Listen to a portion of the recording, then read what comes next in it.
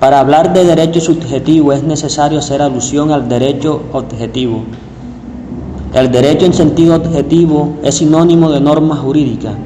Es así lo establecido en un ordenamiento jurídico como forma válida de conducta. En una palabra, este es el derecho positivo, es decir, que consta en los códigos. Derecho en sentido subjetivo, en cambio, en su acepción más estricta y restringida, es sinónimo de facultad jurídica, es decir, la pretensión jurídicamente válida que alguien puede interponer frente a la conducta ajena. O sea, los derechos subjetivos son aquellos que se refieren a los poderes y facultades que el derecho positivo otorga a las personas para la satisfacción de las necesidades. De esto resulta que el derecho subjetivo no se opone al derecho objetivo, como si se tratara de diferenciar dos especies dentro de un género común. No hay tal género común en el caso, porque la palabra derecho está tomada en dos sentidos, como facultad y como norma.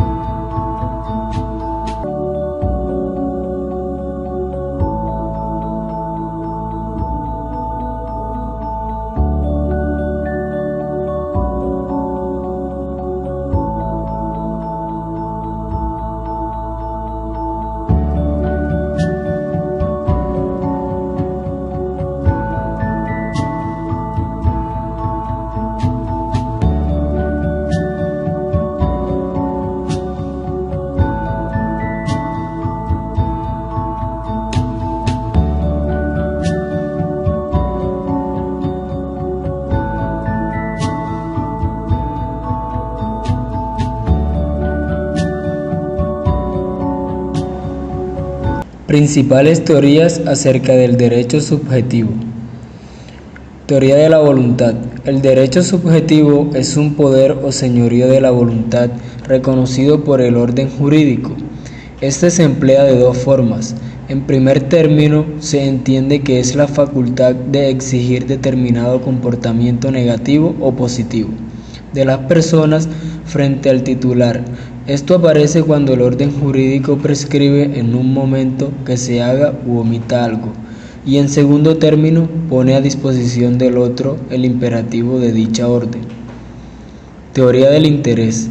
El derecho subjetivo también puede usarse si un propietario quiere enajenar sus propiedades o bien un contratista decide rescindir un contrato debido a que la otra parte no cumple con lo pactado. En esta teoría se concluye que en todo derecho hay dos elementos importantes. formal y sustancial. Da el nombre de bien a cualquier cosa útil para un sujeto. Esta idea está unida por valor e interés. El valor es la medida de la utilidad de un bien. El interés es el valor en relación peculiar con el individuo y sus aspiraciones. Teoría ecléctica. Define el derecho subjetivo como un interés tutelado por la ley, mediante el reconocimiento de la voluntad individual. El error consiste en pensar que basta una síntesis para lograr una doctrina verdadera, cuando en realidad lo que debe buscarse no es una síntesis, sino la superación de dos posiciones. Teoría de Hans Kelsen. Kelsen incurre en el error de identificar el derecho objetivo y el derecho subjetivo. Sostiene que el derecho subjetivo debe estudiarse de acuerdo a un criterio exclusivamente normativo y formal. Kelsen plantea la cuestión: ¿cuándo puedo decir que el derecho objetivo se ha convertido en mi derecho subjetivo? Esto sucede cuando el derecho subjetivo está a disposición de una persona cuando aquél hace una declaración de voluntad del acto sancionado. Teoría egológica. Dicha teoría sostiene que no se puede hablar de derecho subjetivo independientemente de derecho objetivo. Según esta teoría, el objeto de derecho es la conducta humana en su deber ser. La norma jurídica no tiene estructura hipotética, sino disyuntiva. Teoría de Leon Dewey. Sostiene que no hay otro derecho que el objetivo. La idea de derecho subjetivo, desde cualquier punto de vista que se elija, es una noción vacía de sentido. Todo el mundo está sometido al derecho objetivo. Si el derecho es objetivo, es subjetivo en su aplicación. Sustituye el concepto de derecho subjetivo por el de situación jurídica, es decir, no hay derecho subjetivo, sino que el individuo está simplemente situado respecto a la regla, activa o pasivamente. Clasificación de los derechos subjetivos. Los derechos subjetivos admiten múltiples clasificaciones según distintos puntos de vista. Según la naturaleza de la norma en que se fundan, públicos y privados. En los derechos públicos subjetivos se establece una relación jurídica entre los particulares y el Estado. Ejemplos: derecho al voto, la acción de tutela, obligaciones patrimoniales, etc. Derechos privados. Relación jurídica que se establece entre personas. Toda persona es sujeto de derechos y obligaciones en la relación jurídica. Ejemplos: contrato de compraventa, el matrimonio, etc. Según su eficacia, en absolutos y relativos.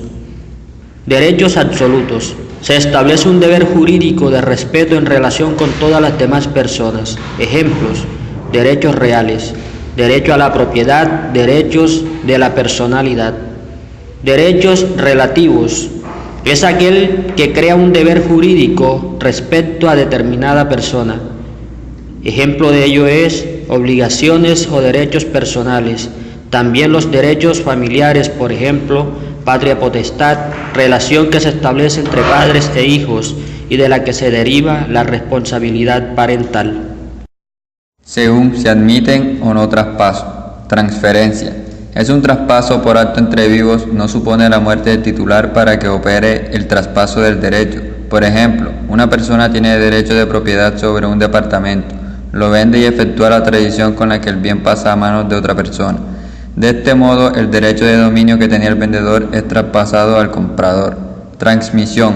Es un traspaso por causa de muerte, es decir, supone la muerte del titular para que opere el traspaso del derecho. Por ejemplo, una persona muere y sus bienes son traspasados a sus herederos. Según su contenido, avaluable o no en dinero, encontramos los patrimoniales y extrapatrimoniales. Derechos patrimoniales son los que tienen un valor económico o de mercado, tienen por fin la satisfacción de las necesidades materiales de la persona, ya que se relacionan con el patrimonio económico. de la persona. Estos se clasifican en reales y personales. Reales es aquel poder jurídico sobre una cosa erga omnes, frente a todas las demás, también conocido como derecho absoluto, porque pueden oponerse y exigir su respeto a cualquier persona. Aquí el titular puede aprovecharse de una cosa sin intervención de un tercero. Ejemplo: propiedad, usufructo, hipoteca, etc. Personales son aquellos que una persona llamada acreedor puede exigir a otra persona determinada llamada deudor. También se les denomina derecho de crédito o de contenido económico. Ejemplo: obligación, crédito. Derechos extrapatrimoniales, también llamados personalísimos, son aquellos inherentes al ser humano, no tienen un valor de mercado, son inconmensurables. Por ejemplo, derecho de la personalidad, el derecho a la honra, el derecho al buen nombre, a la integridad física, a la dignidad humana, a la intimidad, también denominados inmateriales, justamente porque son inherentes al ser humano, son intransferibles e intransmisibles. Y por último, según su origen, son originarios y derivados. Los derechos subjetivos originarios son aquellos que nacen en su titular sin que haya mediado traspaso de un patrimonio a otro. En otras palabras, el derecho no existía con anterioridad en otro patrimonio. Los derechos subjetivos derivados son los que no nacen en el patrimonio de su titular actual, sino que existían en el patrimonio de otro con anterioridad y se ha efectuado traspaso entre un titular anterior y uno actual, ya sea por transferencia o transmisión.